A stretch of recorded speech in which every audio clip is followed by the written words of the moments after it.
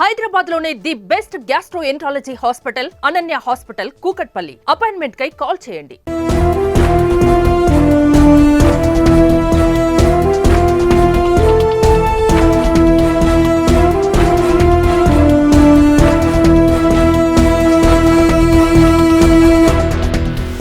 Hi నమస్తే, welcome to Suman TV. తన భర్తే తనకి కాలయముడయ్యాడు. తన భర్త న్యూడ్ కాల్స్ చేపిస్తూ భార్య దగ్గర అక్రమ సంపాదన చేసేందుకు ఆయన కొన్ని యాప్స్ని యూజ్ చేసి ఆమె పాలిట కొంత ఇబ్బందులకు గురి చేసేటువంటి ప్రయత్నం చేశారు. అయితే భర్త ఈ విధంగా చేయడంతో ఆ బాధితురాలు పోలీస్ స్టేషన్కి వెళ్ళింది. బట్ పోలీస్ స్టేషన్లో కూడా న్యాయం జరగకపోవడంతో తిరుపతి ఎస్పీ ఆఫీస్ని ఆశ్రయించింది.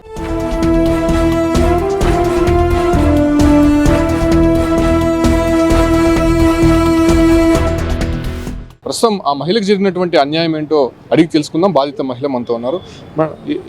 ఎక్కడి నుంచి వచ్చారు, ఏ మండలము, ఎవరిని వివాహం చేసుకున్నారు, ఎన్ని సంవత్సరాలు అయింది వివాహం?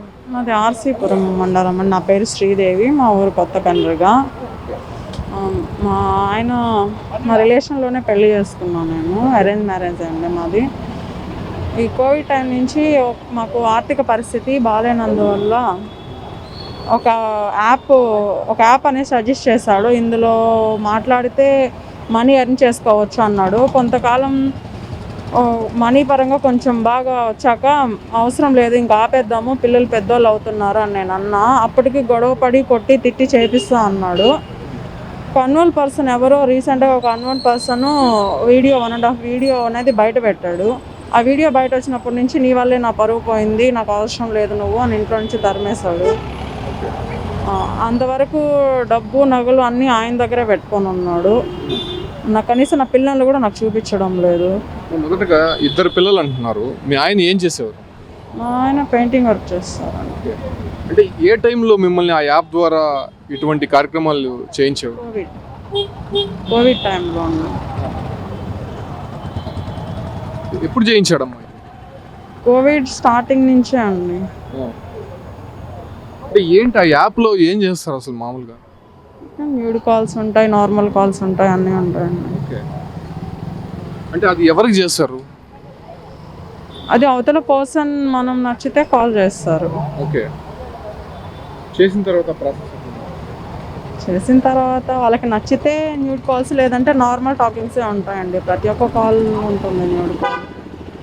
అంటే మీకు దానివల్ల ఇన్కమ్ ఎట్లా వస్తుంది? సేమ్ బ్యాంక్కి అడిక్ట్ అయిపోతాయండి. అక్కడి యాప్ నుంచే బ్యాంక్కి, మన బ్యాంక్ ఈమెయిల్ అడ్రస్ అన్నీ ఇస్తే బ్యాంక్లోనే ఇచ్చేస్తారు డబ్బులు, అంతే. సో అది మీ భర్త మీ దగ్గర చేయించాడా? అవునండి. అంటే మీరు దాన్ని అపోజ్ చేయలేదా? ఎందుకు నా దగ్గర ఇలాంటివి చేపిస్తున్నా? చేయలేదు సార్, చేశాను. చేయకపోతే మనం ఇంకా చచ్చిపోవాలా, లేదు నేను చచ్చిపోతాను, నువ్వు చేయాల్సిందే, కొంచెం మనీ పరంగా మనం ఇంప్రూవ్మెంట్ అవ్వాలి అని చెప్పాడు. ఎన్నేళ్ల కాలం పాటు ఇలాంటి? 2-3 years 4 years నుంచి చేస్తానే ఉన్నాను. అంటే ఆ డబ్బులు, వచ్చిన డబ్బులు మీకు ఇచ్చేవాళ్ళ లేకపోతే ఆయన? మా ఆయనే తీసుకునేవాళ్ళు. మొత్తం 18 లక్షల రూపాయల డబ్బుతో 20 సారాల బంగారు అండ్ డబ్బులు మొత్తం ఆయన దగ్గరే ఉంది. ఏది నా దగ్గర లేదండి. మొన్న డివోర్స్కి నువ్వు నాకు అవసరం లేదని వదిలేశాక డివోర్స్ నోటీస్ పంపించాను, నా లైఫ్ నేను చూసుకుందాం అనేసి. పిల్లల్ని చూడక 2 months అవుతుంది. స్కూల్ దగ్గరికి వెళ్ళాను, డివోర్స్ నోటీస్ పంపించేశాను కదా, నా పిల్లల్ని నేను చూసేదానికి వెళ్తే ఏంటి, తల్లో రక్తం వచ్చేలా కుట్లు పడేలా కొట్టారు, ఇక్కడంతా కొట్టారు. మళ్ళీ అక్కడి నుంచి బలవంతంగా ఆటోలో తీసుకెళ్ళి వాళ్ళ ఊరు కాడ చెట్టుకు కట్టేసి మరి అక్కడ కొట్టారు. మెడలో ఉండే చైన్లు అన్నీ తెంపుకునేంటున్నారు. దీనికి వాళ్ళ పేరెంట్స్ సపోర్ట్ కానీ లేకపోతే మిగతా వాళ్ళు ఎవరైనా సపోర్ట్ చేస్తారండి. మా అమ్మ ఇంట్లో వాళ్ళు ఎవరు సపోర్ట్ చేయరు, వాళ్ళ ఇంట్లో వాళ్ళందరూ సపోర్ట్ చేస్తారు. అంటే దాంట్లో నుంచి ఎంత 18 లక్షల పైన సంపాదించారు? అవునండి. ఆ డబ్బులు మీ దగ్గర అసలు ఏం లేదు నా దగ్గర. కనీసం ఫోన్పే అకౌంట్ కూడా నా దగ్గర లేదు. అన్నిటికీ ఆయన నెంబర్సే ఉంటాయండి. అంటే మీరు మొదట్లో ఇష్టపడి చేశారు, మళ్ళీ ఎందుకు మీకు ఆయనకి గొడవలు వచ్చాయి? ఇష్టపడి ఏ అమ్మాయి చేయదండి, కష్టంగానే చేస్తా. ఇష్టపడి ఎందుకు చేస్తాను? ఇంకేం చేయాలి, నాకు నా భర్త కావాలి, అప్పుడు నాకు కావాలి. ఇంకా ఆయన చచ్చిపోతానంటే ఇంకేం చేయాలి, కంపల్సరీ చేయాల్సి వచ్చింది. కొంచెం మెరుగుపడ్డాక ఆర్థిక పరంగా కొంచెం సెటిల్ అయ్యాక అవసరం లేదు అని చెప్పాను. అప్పుడు కొట్టాడు, చేపించాడు. సో అప్పటి నుంచి మీతో మాట్లాడడం లేదా? లేదండి. ఏమంటే అంతవరకే మాట్లాడతాడు. సో ఏంటి ఆ తర్వాత ఏం చేశారు? కంప్లైంట్ ఇచ్చారు? కంప్లైంట్ ఇచ్చాను సార్. అక్కడి నుంచి కొట్టిన తర్వాత కంప్లైంట్ ఇచ్చాను. అక్కడ కానిస్టేబుల్ ఒక ఆయన రాంగ్ మెసేజ్ వాట్సాప్ నెంబర్ తీసుకొని మెసేజ్లు అసభ్యకరమైన మెసేజ్లు అన్నీ చేస్తున్నాడు. నీకు నచ్చితే ప్రొసీడ్ అవుతాను, మీతో మాట్లాడాలి, బయట కలుస్తారా అని చేస్తున్నాడు. నేను న్యాయం జరగలేదని పోలీస్ స్టేషన్ చుట్టూ తిరుగుతుంటే మళ్ళీ వీళ్ళు పోలీస్ స్టేషన్లో కూడా ఇలా చేస్తుంటే నేనేం చేయాలి? పైన మీరు ఉన్నతాధికారులకు ఏమైనా కంప్లైంట్ చేశారా? చేశాను సార్. అక్కడ ఎస్ఐ సార్కే చెప్పాను, మీడియా వాళ్ళకి కూడా చెప్పాను.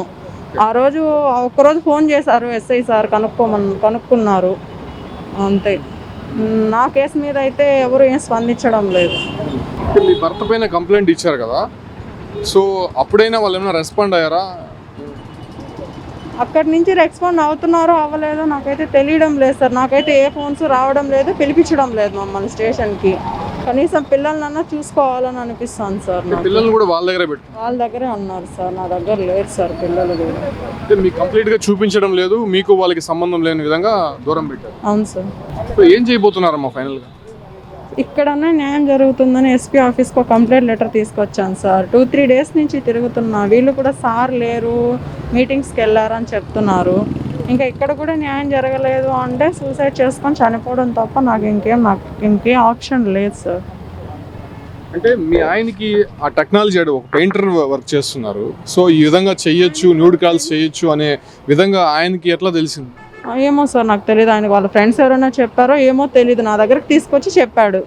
ఆ రకంగా 2-3 ఇయర్స్ మీ దగ్గర చూస్తున్నాం కదా. ఈ మహిళ తిరుపతి ఆర్సీపురం మండలంలో ఉంటుంది. అంటే కరోనా టైంలో ఆర్థిక పరిస్థితులు బాగాలేనటువంటి సమయంలో తన భర్త ఒక యాప్ ద్వారా అంటే ఇతరులకి న్యూడ్ కాల్స్ అంటే ఇంటర్నెట్ కాల్స్ చేయించి దాదాపు 18 లక్షలకు పైగా సంపాదించాడు. అయితే సంపాదించిన తర్వాత తనని పూర్తిగా దూరం పెట్టాడు, పిల్లలకి కూడా దగ్గర కానికుండా చేస్తున్నాడు.